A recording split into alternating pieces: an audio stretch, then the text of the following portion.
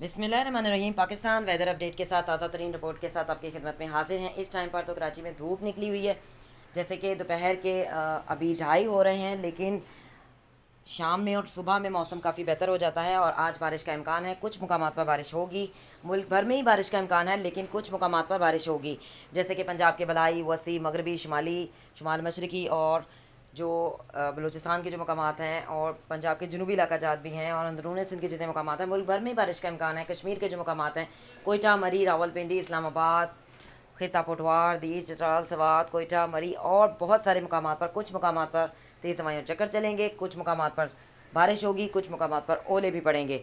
तो मौसम की यही ताज़ा तरीन रिपोर्ट है। इस टाइम पर तो कराची में धूप निकली हुई है, लेकिन कुछ मकामात पर, जैसे कि कराची की साहिली पट्टी पर और कुछ मकामात पर बारिश का इम्कान है और कुछ मकामात पर तेज़ हवाएं और चक्कर चलेंगे।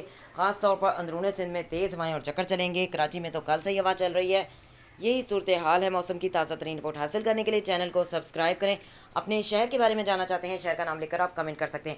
आपको आपके शहर के वाले से मुकम्मल मालूमात फराहम की जाएगी कि आपके शहर में कितनी बारिश रिकॉर्ड की जा सकती है। और अगर आपके शहर में बारिश हो रही है तब भी आप हमें कमेंट करके बता सकते हैं, ताकि ये इन्फॉर्मेशन सब तक पहुँच सके। See you next time. अल्लाह हाफ़िज़। Till then take care.